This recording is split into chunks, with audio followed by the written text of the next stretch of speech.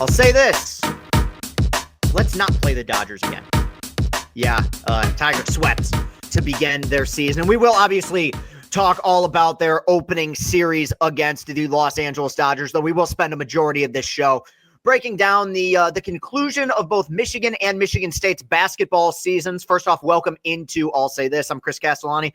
Want to try to do a better job of coming into these shows a little bit quicker. You know, our time is valuable. My time is valuable. And also, I'm recording this a little bit late, and Austin and I don't want to be up till all hours of the night the way that we have over the last several weeks. So, CastellaniContent.com. There you'll find everything we need, all the post games, podcasts, what have you. If you're watching on YouTube, hit that like button, hit that subscribe button. Let's get those watch hours up. Find us on Apple Podcasts. Find us on Spotify. I think that's all we need for now. Yeah. Sure. Yeah. Okay. All right. Let's jump right into it and talk about the, not the conclusion of March Madness, but the conclusion of Michigan and Michigan State's runs in March Madness. And I will start with Michigan. Both these teams lost to Auburn over the weekend, but I will start with Michigan, whose season ended with what ultimately ended up being almost kind of really a blowout loss, bizarrely. I guess you could say closer than the final score. Lost to the one-seeded, overall number one seeded Auburn Tigers in a game that, look, I don't like seeing seasons end, and I don't like seeing my teams lose. But if I'm doing a list of least heartbreaking end-of-season losses, this ranks right up near the top of that list, quite frankly, because the way that Michigan lost this game was how we figured they would probably lose a game in this tournament. This was a team that was vulnerable all year. It was a team that was beatable all year, and they got into a situation where they were playing at a breakneck pace against Auburn, and despite it was a game that desperately wanted to be this high-scoring, high-flying, 95-90 final, and yet both teams were missing one key component, which is that they weren't making shots in the first half. Both teams started to come alive in the second half. Michigan takes a 9-point lead, and yeah, I mean, for a hot second there, I'm thinking to myself, we're getting Civil War. We're going to get Michigan State in the Elite Eight, and then we got that stretch, which we've seen so many times this year from Michigan, the stretch that they have, to their credit, overcome a million different times, but they have not been able to overcome it against a team as talented as Auburn, and that's exactly what happened. Michigan completely fell apart. This Pettiford guy, who is fucking awful against Michigan State, just could not miss, comes off the bench and has 20. Janai Broom with a huge game, and Michigan's offense got into that place that we've seen them get to. It's the equivalent of a car that just stalls out, on the middle of the freeway. I mean, they blew a tire and they could not come back together and finish it. That snowball turned into an avalanche, and Michigan ultimately ends their season with a loss to Auburn. Look, wonderful season. Ultimately, a surprising season, and I will talk about kind of what it means for the long-term ramifications of the program. But for this game, yeah, I couldn't come away from it heartbroken, because you figured that it would end like this. Thought maybe they put up more of a fight there towards the end. Thought maybe it'd be a closer game, but look, this could have ended at any other point over the last few weeks. Michigan came into this Auburn game on a 5-game winning streak going back to their conference tournament, and they were down late in 4 of those games. They did a great job all season of winning those coin flip games, winning those 50-50 games, pulling victory from the jaws of defeat, all those cliches. This was just one of those instances because of how good Auburn was and how good the SEC was this year. They just didn't have the firepower to be able to match down the stretch, and Michigan ends up losing. So look, they end the year making it to the tournament, making it to the Sweet 16, winning the Big Ten tournament. They were competitive in the Big Ten all season, had a brutal stretch, and this is where you've got to give Dusty a lot of credit, had a brutal stretch at the end of the season where it seemed like they were completely falling apart. They bounced back to win the Big Ten tournament and make it to the second weekend. There is really a whole lot to like about what we saw from this Michigan basketball team this year, not just for this campaign, but going forward in the future. And there's going to be players that they lose. Vlad gone. Looks like Danny's going to be gone. Namari, I think somebody's told me Namari might have 1 more year, so I don't know. We'll see with that. I'd be fine with Namari coming back, but I would imagine he will probably be gone. There are going to be question marks, and there are going to be players to replace. I mean, Vlad Golden in the second half of the year was a one-man team, really, with what they were able to do. When the offense was stalling out, you kind of just went down low to him, and he was able to make things happen. Good defender as well. wish him all the best. Really glad Golden for a 1-year guy. One of the more fun Michigan players. I mean, the guy really busted his ass. And that's kind of how I felt about this entire team, is that they played with a ton of heart and they played with a ton of fire all season. I think the culture here is excellent. You know, you could tell that they were heartbroken with that loss on Friday. And look, I understand. You know, it felt like for a team that was full of transfers, these guys really got to know each other well throughout the campaign. And I think it's a testament to what Dusty is building here. Now, as far as the future is concerned, 2 different points. Number one is that next year's team, I think, will be a varied version of what this year's team was, in the sense where I still don't think Dusty has had enough time to bring in enough recruiting classes where I feel like he finally has the ball rolling with this. This team will be a portal-centric ball club next year. Now, you still have pieces coming back. You got Donaldson coming back. You got Roddy Gale coming back. Cheddar, Kaysen, those, I think he'll take a step forward.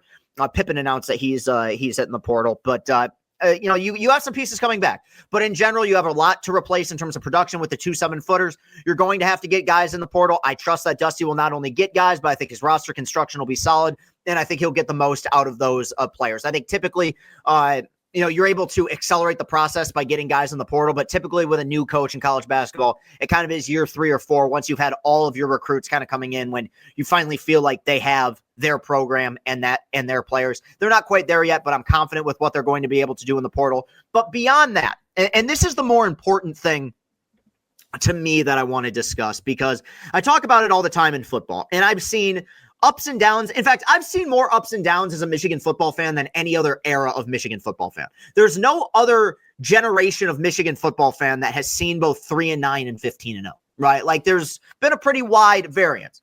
But even at their worst, I am always confident that Michigan football is not lacking in money, and they're not lacking in resources, and they're not lacking in people that are going to do everything possible to make sure that they can be a national brand and a powerhouse program for years to come. Sometimes they'll reach those expectations. Sometimes they'll fall short of them, but the effort is always going to be there. I have in the past, and other people in the past have not always felt that way about basketball. I think that Beeline never put it on the school necessarily, but I think one of the reasons why the Beeline era was so fun and successful was that there was kind of this underdog mentality to the entire era, where you would take these guys that weren't super highly recruited. You know, Chrysler was getting renovated. They were down, you know, they had poor facilities with basketball for a long time. They were in disarray, and they were able to get the most out of their talent, the most out of their players. Ultimately, you know, played for the national championship twice. It was really remarkable. You had Juwan come here, and this is my theory on this, because it's crazy how quickly things change. But after 2021, Juwan was like the guy. He was National Coach of the Year. There were programs. How crazy is this? There were programs after 2021 that were saying, we need to have a hire that's more like Juwan Howard. You know, I'm convinced Indiana hired Mike Woodson using that principle of we got to get an alumni, a guy that's played here, a guy who knows this game, and obviously mixed results, and we know what happened ultimately with Juwan. But Juwan also recruited very well early, and he won early. And I think that there was this belief that, okay, they're going to commit to the basketball program now, not just the guys who are at Chrysler Center, but the guys who are going to be putting money into this program the way that they do with football. I believe all of that was put on pause after the slap. After the slap incident in Wisconsin in 2022, I think everything changed. Now, that's not to say that if that doesn't happen, Juwan would still be coaching here, but that took a huge chunk out of his integrity, at the time. And I like Juwan, and I still root for Juwan, but I'm just speaking optically, that was terrible. And I think a lot of people who would have been down to kind of commit to making a basketball program into a powerhouse the collective may have pulled out a bit, because you're not going to spend a ton of money for a coach that you're not sure can get through a handshake line. And what we saw after that was some of these 5 stars who weren't that good, right, just go right to the NBA. I bring it up all the time. I still cannot believe Caleb Houston went to the NBA. That's just unbelievable to me. But you guys go to the NBA. You have a few recruits that you thought you were going to get that fell through. There was the whole Caleb Love debacle where admissions didn't allow him in. Hunter ends up hitting the portal. Then you bottom out with an all-time bad season. in 2024. The reason I bring all this up is that I think the embarrassment of that season shook some people, and I think the legitimacy of Dusty May as a coach has changed the way that some people are feeling. There were rumors about him getting hired by Louisville, and he ended up coming to Michigan, and one of the reasons why he said he came to Michigan was because of the fact that he felt like there was a collective in place in regards to NIL that they were going to spend on this program, and he was going to have the resources in place to turn this thing into a consistent winner. We live in this age of college sports now where there is no second tier in these conferences. There are the haves and there are the have-nots. And we know in football, whether they end up being successful or not, Michigan's going to be a have. And I think now after this season, I think it's why we're going to look back on this Michigan season as a very important one. I think that momentum is back. I think that belief is back. And I do think with the expanded conference and how good the Big Ten was this year, and Dusty's just approval rating as a coach and as a human being, they're going to be able to spend money to keep guys around, to bring guys in.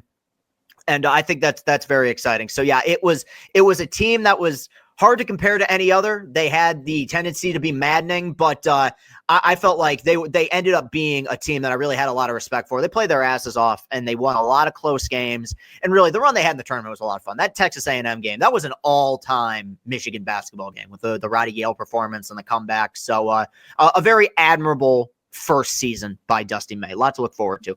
Another team that had a very admirable campaign, master of segues, the Michigan State Spartans. I'll talk about their Elite Eight loss to Auburn in a second. I just got to say that the game, I was at Buffalo Wild Wings with Austin on Friday. We got a little vlog coming for the kind of Michigan sports orgy that took place on Friday, but an incredible game against Ole Miss. I mean, that was one of the better Tom Izzo NCAA tournament games. And look, he's played some doozies, but that was a knockout, like 12-round heavyweight bout to me. And you got to give Chris Beard and Ole Miss. I screwed it up. I said Chris Beard and Ole Miss. Chris Beard and Ole Miss a lot of credit for the fact that they gave Michigan State everything. And Michigan State, I think all season long, they play better in the second half. But the way that they wear you down, we saw it against New Mexico as well. If you get a lead on this team and you have an opportunity to put them away and you don't, you're going to end up losing, because Ole Miss was leading for a lot of this game. There were moments where it felt like they were on the verge of truly taking over, and then Michigan State just did what they do. Izzo making the decision early on to start Cohen Carr, which ultimately ended up being a good decision. Huge moment at the end for Jaden Akins on the drive to put Michigan State in front, and you got to give them credit for knocking down their free throws and playing really good defense down the stretch. It was a remarkable game. The future's really, assuming that Ole Miss is able to get Chris Beard to stay there, the future is really bright. But yeah, that was a remarkable NCAA tournament game, and I know that this has been kind of a chalky, not always electric tournament, but that was easily one of the better games of the entire thing. And that game, I don't know a ton about Auburn, and I knew even less before this weekend, but just watching the way that Michigan State won that game against Ole Miss, a game that it seemed like they were down and out about 5 different times. I came into Sunday's game against Auburn saying Auburn is probably better than Michigan State, but there has been something so admirable, tough, and just for lack of a better term, magic about what Michigan State has been able to do this year, that they've kind of reached a point. I felt this way with the 2019 team as well, where I just threw my hands up and said, you know what, they can beat anybody. And people might not want to hear this now, but they could have beaten Auburn. And let's talk about it. Michigan State ends up losing to Auburn 70-64. In a game where, talk about a game that felt like it was going to get away from them. State gave up a 17-0 run. They were down 23-8 pretty early in the first half of this game, and you thought they were going to get run off the floor. They ultimately didn't. This is going to be weird to say, especially about an Elite Eight game. I didn't come away particularly impressed by either one of these teams. Now, here's the thing with Michigan State. This was a remarkable Spartan season. They won the Big Ten. They came in unranked. They beat their rivals. They won some really tough road games. They won some really tough home games. They had a great run in the tournament. All of that is true. There is nothing. I think every Spartan fan will give this season an A to an A+. In many ways, this will be remembered as one of the more gratifying or like surprise seasons that Tom Izzo's ever had. And I would say in terms of how he's viewed as a coach and how this program is viewed, this team changed a lot. This is no longer the team that's taken a step back or the program that's taken steps back. This is a program that's proved that they can still make deep runs into the NCAA tournament. This team was better than some of the teams that have made the Final Four under Tom Izzo. I mean, they were better than they were in 15, probably better than 05, better than 2010, especially once Kalen Lucas went down. I mean, all of this is true. At the same time, Michigan State did not play a good game on Saturday. They didn't. And where it starts is the fact that you've had this team all year that has been tough as nails, that has been deep. They've worn teams down, and they've had really consistent good guard play. And a lot of that did not show up on Sunday against Auburn. And it starts with the guards. I know Akins threw in a few shots at the end, was trying to will him back into the game, but between Fears and Akins and Holloman, you got 2.5 duds from those three players. And I mean, Holloman especially picked a bad time to play maybe the worst game of his Michigan State career. The guy was 0 for 10 by the home stretch. I mean, Izzo just had him on the bench. He was a liability at that point. And no, Auburn talent-wise was significantly better than, I won't say significantly. They were a more talented, more experienced team than Michigan State. I mean, they had a ton of guys that were like, they had a guy who's 25 years old. I shout out to Greg of Sleepers Media who brought this up. Thank God this COVID year bullshit is over. So guys who are about to collect Social Security checks aren't playing college basketball anymore. But the reason I think Spartan fans probably feel a fair amount of frustration today is that, correct, they did not play their best game. Unless your name is Jace Richardson, who is either going to go pro or enter next year as the best player in the Big Ten, Jackson Kohler, who played very well, or Frankie Fiddler, some of your key contributors offensively just did not have it. Now, you give Auburn some credit for that, but it appeared in the early part of this game that Michigan State was getting blown out and was about to get blown out. And while MSU did what they did all year, they fought and they battled and they never gave up on a game, this was turning into another one of those games where a team couldn't finish Michigan State and you thought it was going to come back around to bite them. Janai Broome played a remarkable game. And I know Purdue, I know that Auburn has tremendous athletes. They started that game by absolutely pummeling Michigan State at the rim. First two possessions, they gave it to Janai Broome, and he just went right up on Jackson Kohler's chest and scored.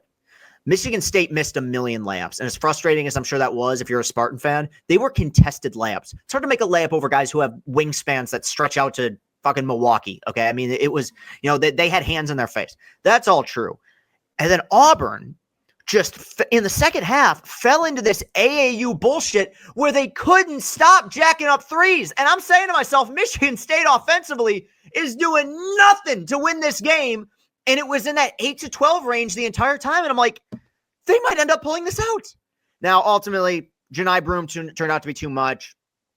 Auburn did start to knock down a few shots in the second half. And Michigan State offensively, and you do have to give Auburn's defense a lot of credit. The rhythm wasn't there. They missed so many shots, and their guards were too inconsistent in this game, which is crazy to say about a team that had gotten, really resurgent, consistent guard play all season. So there's really no other way to put it. It was kind of a frustrating game to watch, quite frankly, because you felt like for a time, neither team really had what it took to win. That 17-0 run by Auburn in the first half ultimately is kind of what buried Michigan State. And while they tried, they were never really able to fight their way back.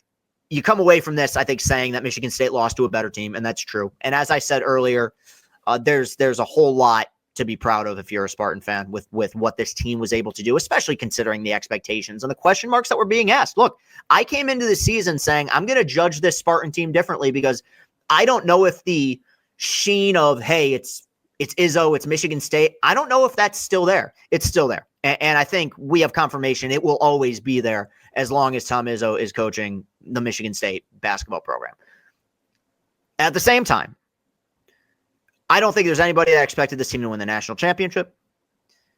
But if you are one of those people who really wants to talk about legacy and really wants to talk about how much Izzo needs a second championship, no one's going to look back in 2025 and say, wow, that was the one where they blew it.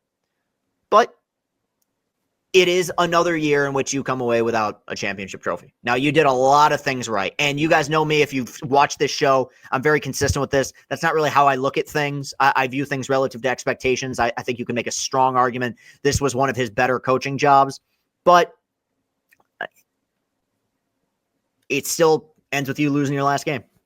And that sucks. And they'll be back. I think the program is in a very good place and always will be as long as Izzo's there. But I do think this probably best case scenario ended with them losing to Duke. I think Duke is the freight train in this tournament. But that was with the way Auburn was just fucking around in the second half, that became bizarrely a winnable game despite how poorly they played offensively. But I don't want to sound too negative. It was a wonderful season. And ultimately, it was a very, very, very fun year in the state of Michigan, and a reminder of the fact that when it comes to basketball, and look, the Pistons are making the playoffs. That's great. This is a college basketball state. That you have two really good programs, and I think that there's been this belief with Michigan that, it was Beeline, and now Beeline's gone, and they'll go back to where they were.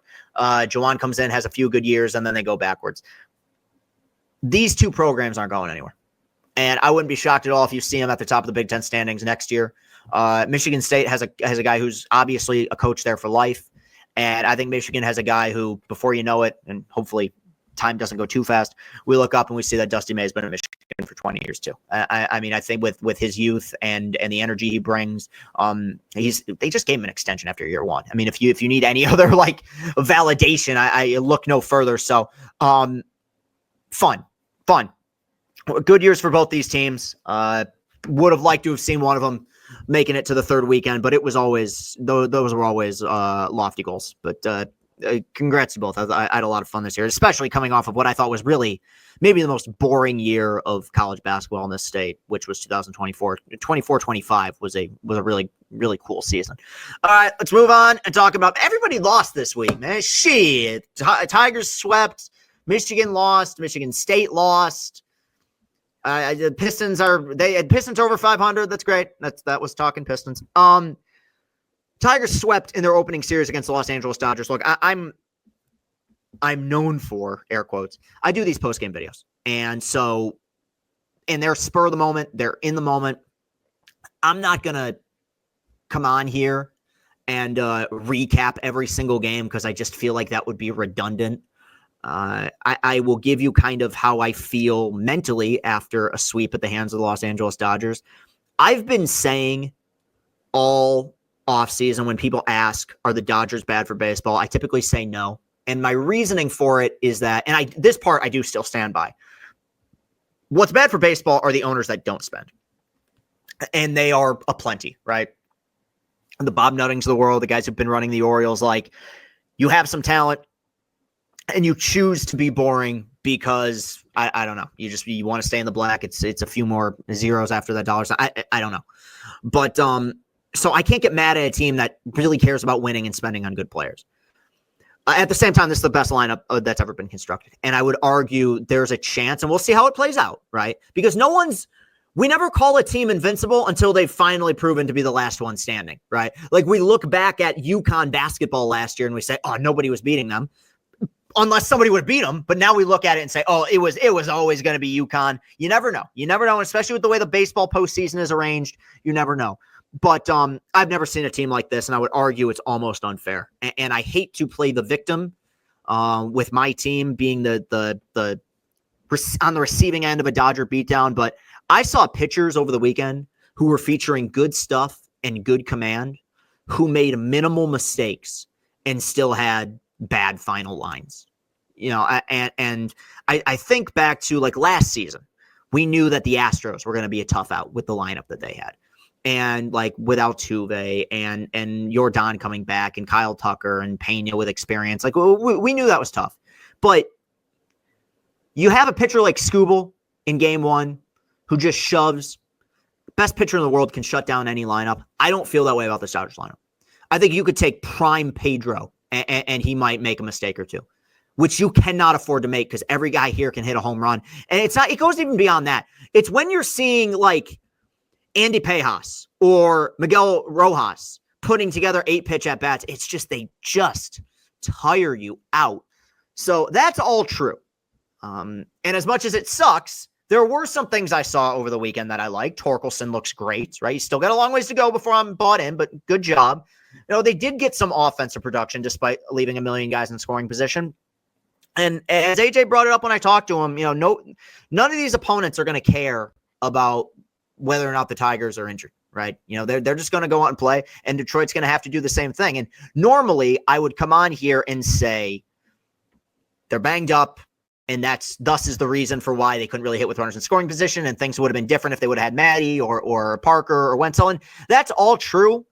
And I'm so not like this, but my expectations have changed a lot. They have. I'm no longer like, let's see if we can get to 500 guy. That does nothing for me. And I'm no longer, hey, you know what? We started 8-24, but we finished strong. It was a good season guy. We saw it last year, and I understand how improbable it was, right? But they got there, and we've seen it, and now we're hungry for more. 0-3 to the Dodgers, it's something that a lot of people are going to suffer through this year. Here's what scares me. They're not getting any healthier. I mean, that's the whole problem, is that very often people say, well, just wait till they get healthy.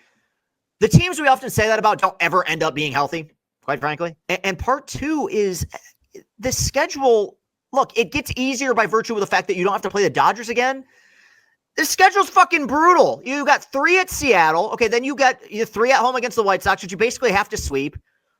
3 against the Yankees, at Minnesota, at Milwaukee, Kansas City, San Diego, Baltimore, Houston. Who the fuck made this schedule? This is the hardest schedule in baseball. And then at Los Angeles to play the Angels, where you never win. At Colorado, Texas, Boston, Toronto, St. Louis. It gets a little bit easier in May. In May, it gets a little easier. But I'm sorry, and I don't like to fearmonger like this. I like to think that I've grown up, but you really need to be very careful. And this isn't how AJ thinks. He's not thinking, oh my God, we have to win 2 of the next. He's focused on winning tomorrow, and as well as he should be. Only a weirdo like me can think the way that I think. Okay, but while yes, there is no dishonor in getting swept by the Dodgers, it's what's in front of them that kind of scares me. Because last year, as weird as it was, last year's team did start 5-0, and they were 18-13 before really hitting a wall. And then they found it again in the latter part of the season. That team was playing interesting baseball for quite a while. They skidded and, fell out of the standings. Then they came back into the standings. But I one thing that's been consistent here, even when AJ's been here, is bad Aprils. And I'm not predicting a bad April. I'm saying that given the way that the schedule lines up, they're going to have to beat some pretty darn good teams if they want to stay afloat here without some of their key players. Now, if they pitch the way that I feel like they're capable of, I thought Flaherty was great in game 2, then there's nothing to be concerned about. Maybe this is just my mindset. It's so much different with the Tigers than it is with any other team I root for. I think irrationally with the Tigers, and I try not to with other teams. I want this team to be good so bad. I do not want to go backwards again, and I don't want to have to spend all season talking about how we're going to sell at the deadline and what they should have done in free agency. You have a window. You made the fucking playoffs last year. God, I don't know. I'm being too negative. I'm probably being too negative, but no, I don't like losing. Anything else? No, I guess that's it. Yeah. That'll work though. It's fine. CastellaniContent.com.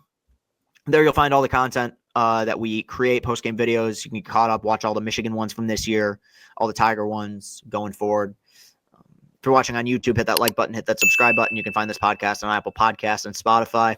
I want to say thank you to all of the people who received the AJ Hinch interview with positive reception. I might just be a victim of the moment here, but I think it is the thing that I am most proudest of as a creator. I came away from it feeling very proud that we've grown with our content. And this week we're going to have Andy Dirks on the show, which I think should be a lot of fun as well. So we're continuing to drive and move forward and grow this thing. Find us on TikTok as well, man. We've picked up a couple hundred followers over the last week or so. So popping off a little bit. Got to keep this momentum. And starts with the Tigers being fucking good. All right. I'll talk to you guys soon. Love you. Have a great rest of your week. Peace and happiness.